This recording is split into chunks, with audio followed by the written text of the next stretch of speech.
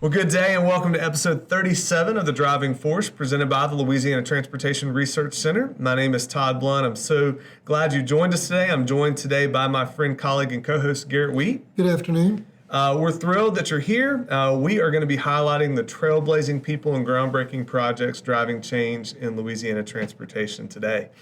For 40 years now, LTRC has merged the resources of state government and Louisiana universities to identify, develop, and implement new technologies that enhance critical aspects of the transportation system here in Louisiana and beyond. We're in episode 4 today of a 5-part series with Louisiana DOTD's Bridge Maintenance, or as we've learned more precisely, Structures Maintenance and Inspection section. These have been great conversations, and today we're tackling another important aspect of this group's work, rating Louisiana's bridges for proper loads to ensure their safety and stability for everyone. So to share with us more about this process and why it matters so much, we are joined by 2 guests. Bridge Maintenance Administrator Haylye Brown is back once again, along with Load Rating Engineer Billy Metcalf. Haylye and Billy are going to help us make sense of the signs we see before we travel onto the bridges across our state. What do they mean? How are they calculated? Why are they so important? So we'll take a quick break before we jump into our conversation with Haylye and Billy.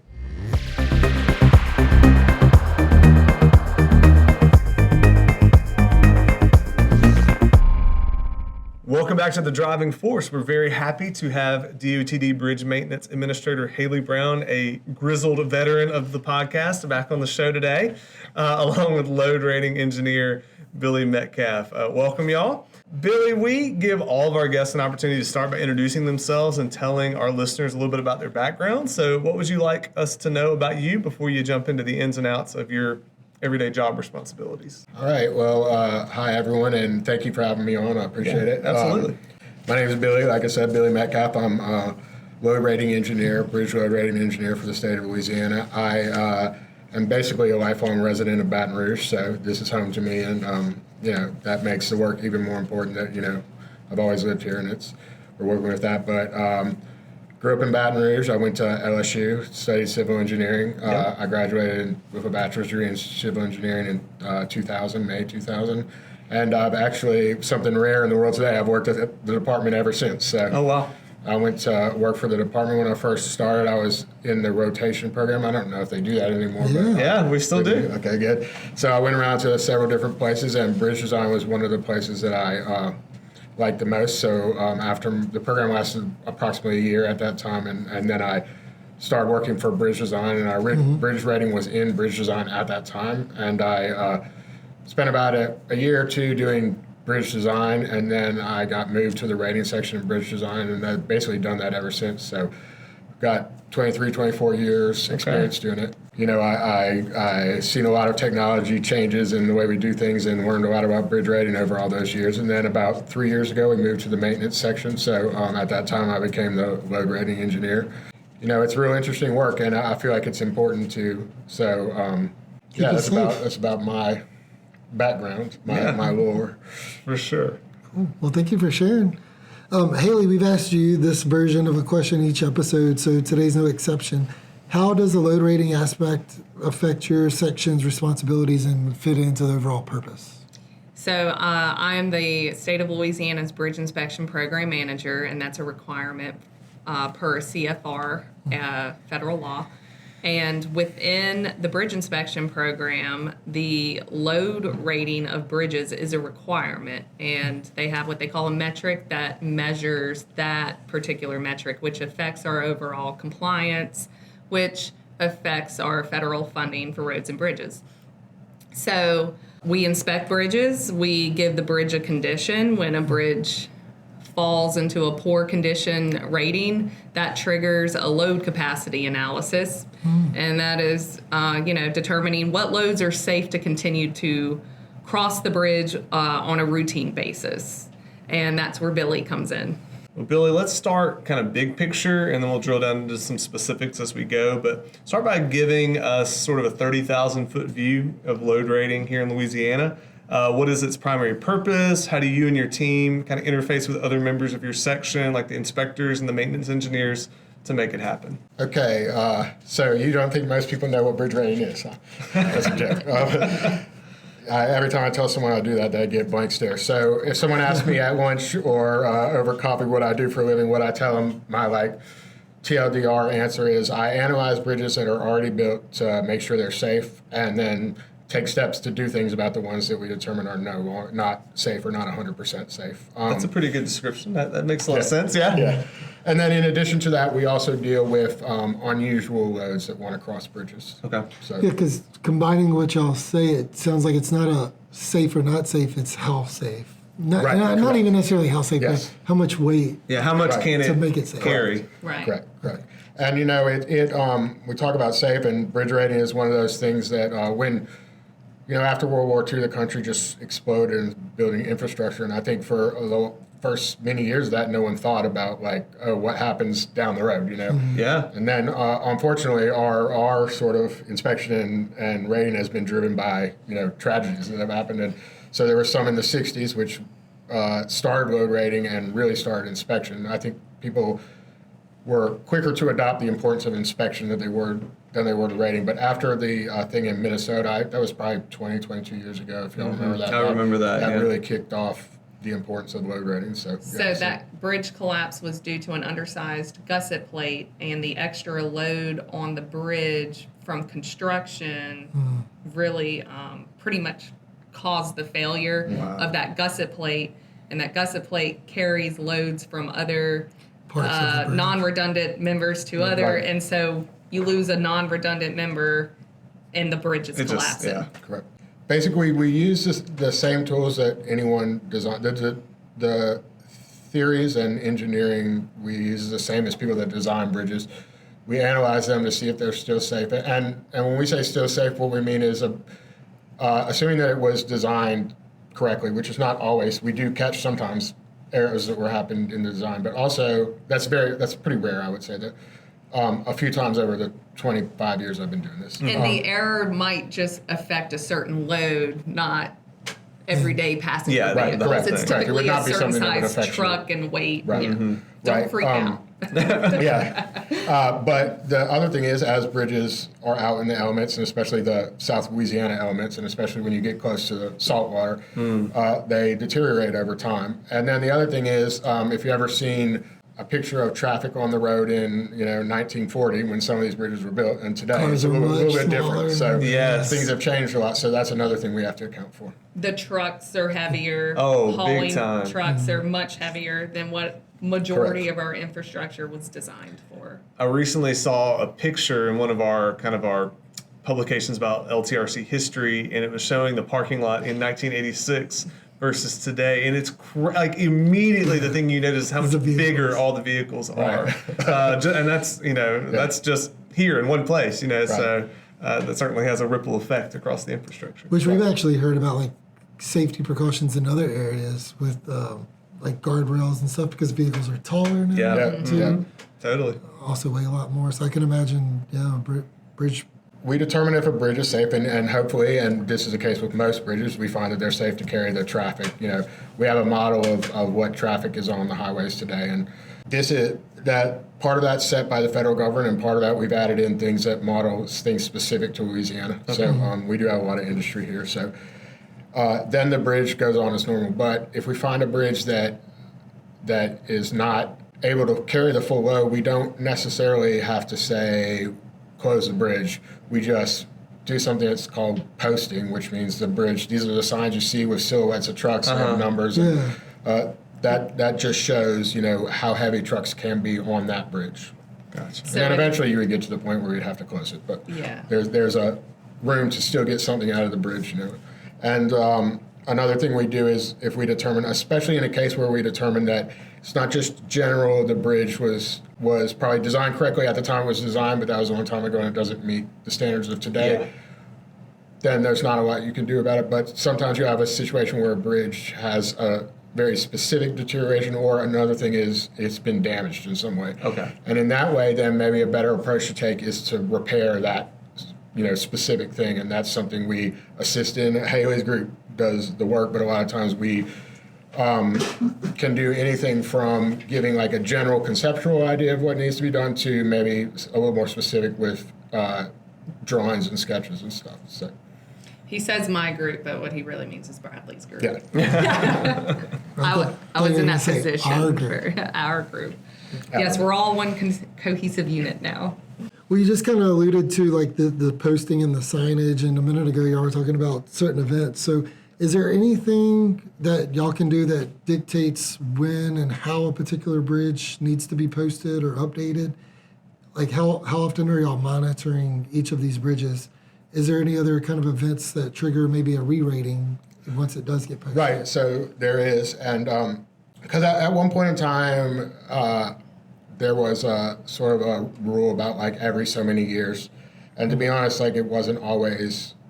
This is many years ago. It wasn't always like perfectly adhered to, and when we started looking at it, we felt like, well, that's not really a good way of doing it, because like a concrete bridge after you build it, it's not going to change in condition for a long time, and you don't need to be running numbers on that every 2 years. You're just wasting resources. So we have a system now where they inspect bridges every 2 years. Mm-hmm. No, I was about to ask, so Yeah. can you allude to the difference of bridge inspection versus load rating quote inspection? It's Right. It's all related to the condition. Gotcha. So we have a built-in program. So if a bridge inspector drops the MBI, deck, super sub, or fracture critical NSTM rating to poor condition, That kinda load rating triggers- gets an alert. Yeah. Like, Okay. hey, there's particular parts of a bridge. We Yeah. call them elements. For instance, like a girder, so Yeah. Yeah. primary load carrying member. If that gets put into an element condition state of 4, that also triggers them. Okay. So we have different triggers, and then of course, if the district, upon request, or if we have an overheight load hit a girder, that's all upon request, and so. Just to give an example of different. Right, and we have sort of an automated system where if it comes back with poor, we're not just using that as like a random word. That's like a official classification. FHWA classification. It will send us an email, and then it gets put into like our workflow, and So we have 90 days to resolve it. So we're either load rating or evaluating, and nothing needs to be done, or a posting has to occur, and we have 30 days to post the bridge from the time of notification, or we repair the bridge, but we're all constrained by this 90-day limit. That makes sense. I mean, it's a It's a safety issue. fairly urgent, Yeah, and so that again is another reason why this system that we have now is a much more efficient use of resources. So there's other times where we always tell the inspectors, anytime you see anything, even if it's not poor condition, but you're just not sure, always let us know. And I'd rather too many calls than not enough. Sure. Yeah. And so we look at stuff like that. Another thing that occasionally can happen, and she mentioned it did affect the Minnesota thing, is if things have been added to the bridge or constructed that, condition at the bridge can change other than just inspection, then we would look at it. And then anytime there's damage to the bridge, which damage to the bridge is something that happens periodically from overheight stuff going down the roadway. And What about the re-rating once it is posted? What would make you go back and remove the posting or lower it even more? well, what happens is every time if it goes into poor condition or whatever, and then there's a couple different levels of poor. So we generally don't look at stuff until it goes into poor. We get alerted to then, we would re-rate it then. That would be re-rated. Okay. We recalculate the numbers. And then every step it gets dropped down, we reevaluate, and we would look at it and say, has a condition changed such to the extent that like doing a new analysis is necessary to Change the load. Okay. It sounds like the kind of the right hand song to the left hand in a positive way. Inspection, maintenance, it's all kind of working together. Yeah, and I think it's a cohesive system. all by design. That's good. You mentioned heavy industry earlier, and obviously that's a very important part of our Louisiana economy. So, how do you and your team work to facilitate the movement of really heavy loads across the state's transportation infrastructure? Are there ways you and your team can broaden the transit options available to these carriers? Right. That's actually something that we do a lot. And I guess when I was giving my 30,000 view, I kind of glossed over this. But another thing we do is permitting overweight vehicles on Louisiana highways. And that can be anything from truck hauling sugarcane that's slightly above the legal load all the way up to incredibly heavy loads. And so we analyze bridges, even if the bridge is in great shape, these are loads that it was not designed for, so Yeah. it has to be a special. Give them an analysis. example of a really Yes, heavy, I will. our heaviest load we've ever had. I I'm can't interested in remember this. because it's constantly changing because like Yeah, it could they're change doing next more. But we would Yeah. never know. So it just We have lots of I've seen we have lots of them, spatial- but there's been at least one that was 1.7 million pounds. And for comparison, the legal limit for a truck is 88,000. So whoa. that's many an order of magnitude more. So typically in those cases, what we do is we Would you figure like out. shut down an entire bridge for Yeah, traffic? Oh, flow? yes, Yeah. yes. So you there'd have be to. only thing on the They're right usually bridge. using these special vehicles, and sometimes the one of them trailers. on the Gramercy Bridge was almost like a horizontal. Right. The way they had to distribute the load across the whole bridge, Mm-hmm. so it was almost like a horizontal, not like a linear. It was a Oh, wow. lateral movement Oh, across wow. the bridge.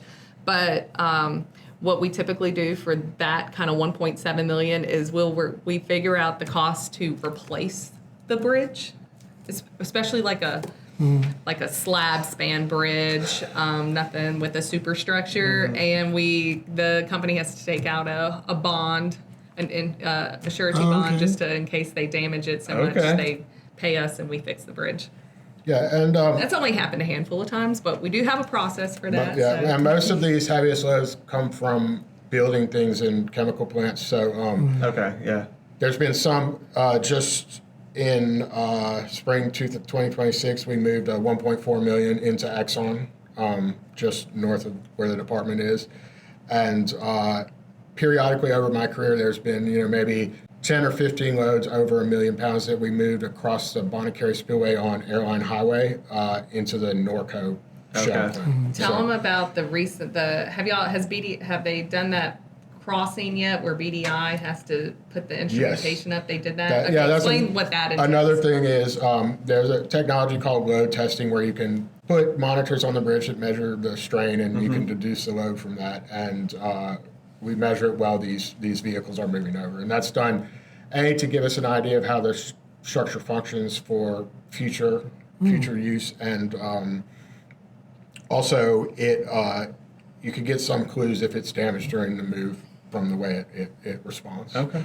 Interesting. Basically, you want to stretch it out and have it come back to where it was. And if Right. Okay. it doesn't Yeah. come back to where it was, then that's a problem. But yeah, that's and to do these type of things, we sometimes have to use these type of technologies. And another thing, which is called finite element analysis, which is a fancy computer analysis of bridges. When you're designing bridges and the numbers aren't quite working out, you simply make the girders and the beams and stuff bigger, and then it works. But when you're dealing with bridges that are already built, that's not an option. Yeah. So we have to use these tools to try and Yes. accomplish things. So that makes our job. I know I'm biased, but I think it's the most challenging bridge engineer job. That some of the design stuff is much more cookie cutter.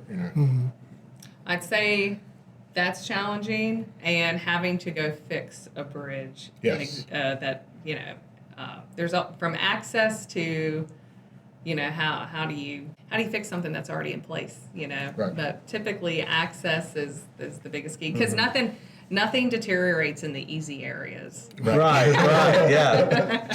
It's always in the close, tight areas where you have girders and stringers feeding into bent caps, and it's just tight and it's hard, and Interesting.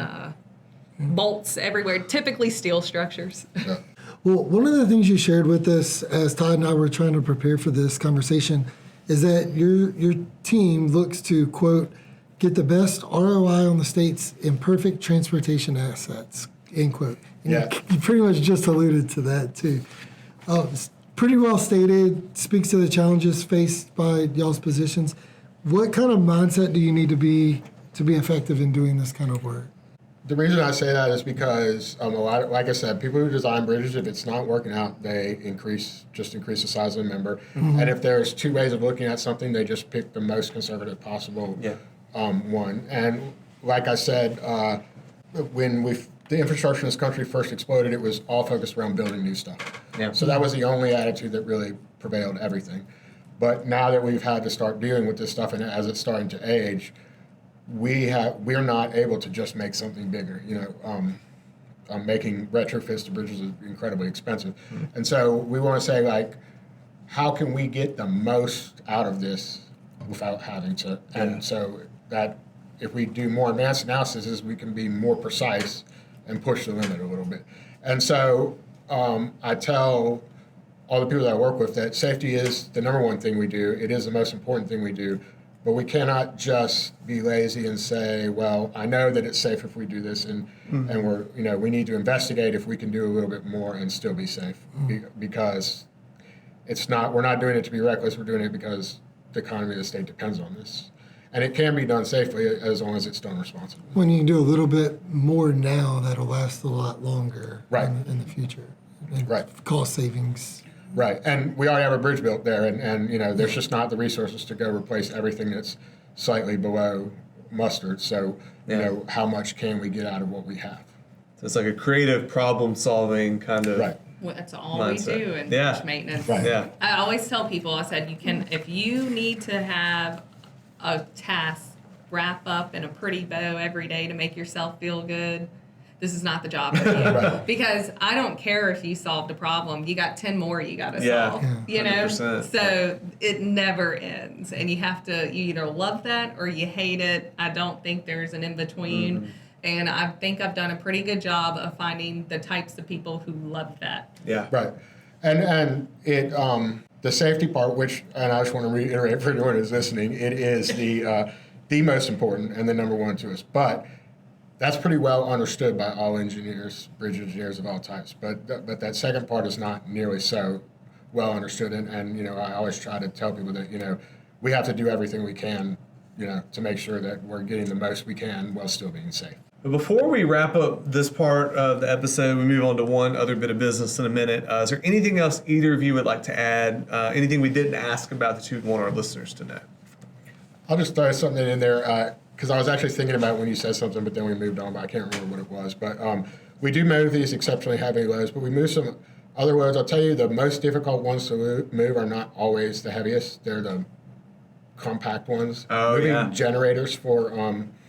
I was going to say, I was going to throw out the generators generators for are like power. I don't know for what's in a generator, but that is like it's like a block of gold or something. And they can only dismantle it so much. Yeah. And so, yes, those Or even like really long. So the loads. way we're able to move these long heavy, is okay. 'Cause long is okay. You just extend the trailer, and they it's The density. tighter it is, the Yes. denser it is, Right. the more strain you it's can't so spread because you have what they call a point load the way instead of a the distributed way we're able to load. move these heavy loads is we just distribute it. Some of these vehicles are 30 feet wide, Yeah. and and we distribute it lengthwise too, and so it's really like if you put two lanes side by side trucks and like 6 of them back to back to back. Then if you think of it that way, those trucks moving down the road, it's not that different than one of the heavy loads. And that's what they have to do with the load. And they use these things like, one of them, Haylye was talking about earlier, they're called self-propelled modular transport, so SPMT. And it's just basically like a platform with a ton of wheels under it. But all the wheels are hydraulically connected, so at least in theory, all those tires, regardless of where the load is, they're all the same. Okay.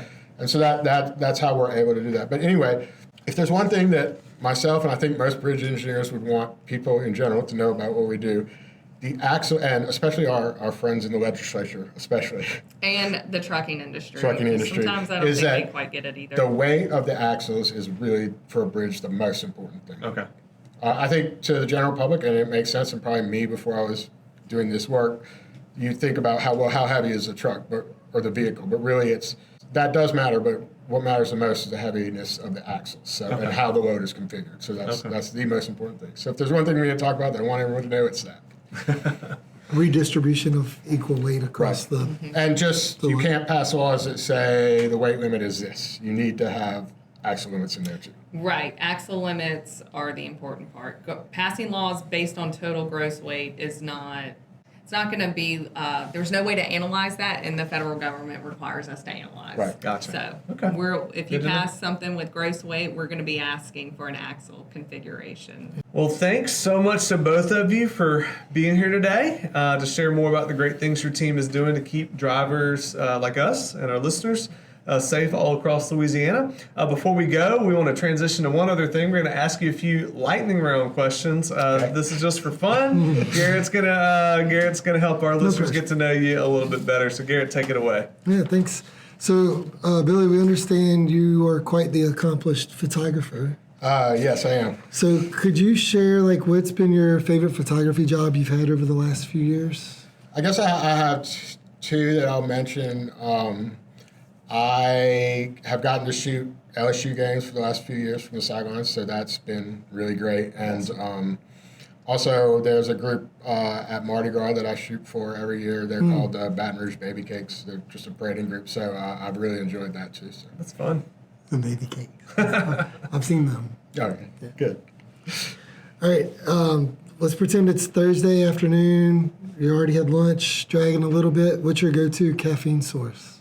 I mean, I drink energy drinks, and I have a rotation, but I think I like Red Bull, the sugar fruit, the zero sugar one. Mm-hmm.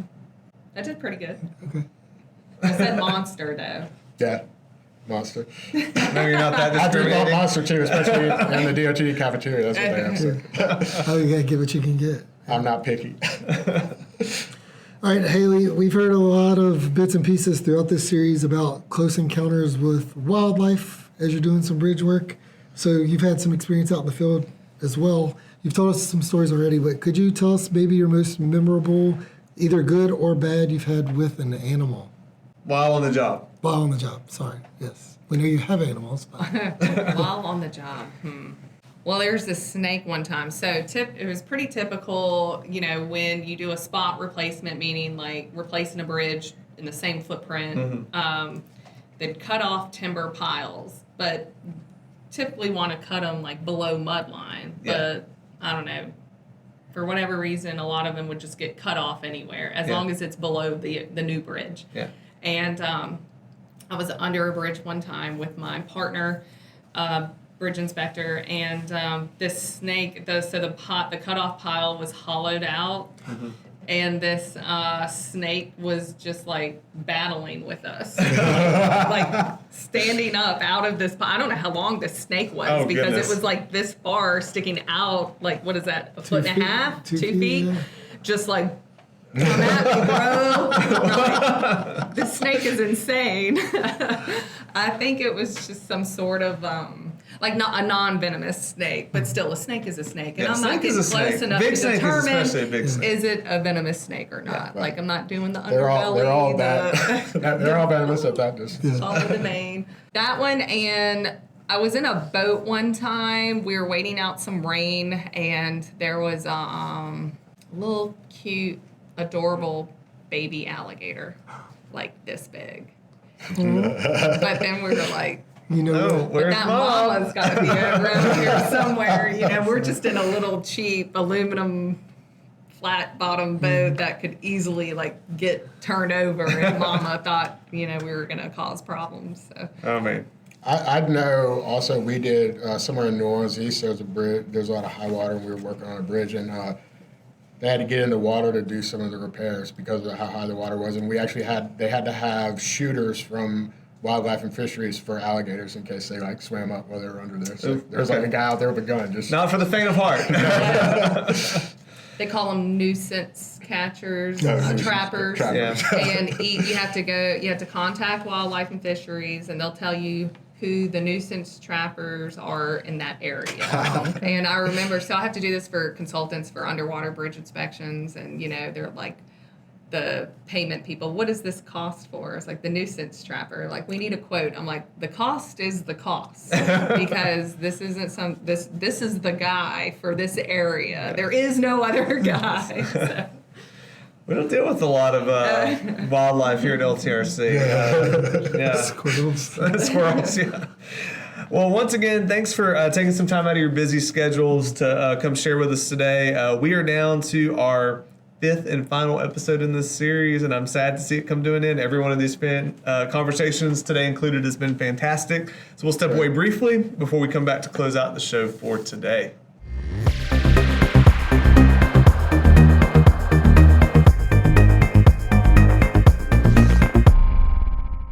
Well, that's all we have for you on episode 37 of The Driving Force, presented by the Louisiana Transportation Research Center. You can learn more about what's happening here at LTRC on a daily basis by visiting us online at ltrc.la.gov. That's a new URL, or on social media through Facebook, X, LinkedIn, and YouTube. We encourage you to like, follow, and subscribe to our channels on each platform. And if you want to learn more about what Haylye and Billy have told us today, we encourage you to visit the Structures Maintenance and Inspection page on the DOTD website. In our next episode, we're going to wrap up this series. We'll be discussing movable bridges. Might throw a couple of other things that we haven't talked about that this group does. Obviously, their responsibility is very broad and varied, and we've enjoyed all these conversations. We know the next one will be no exception. Until then, we are your hosts, Garrett Wheat and Todd Blunt, and we thank you so much again for joining us today. Drive safely out there.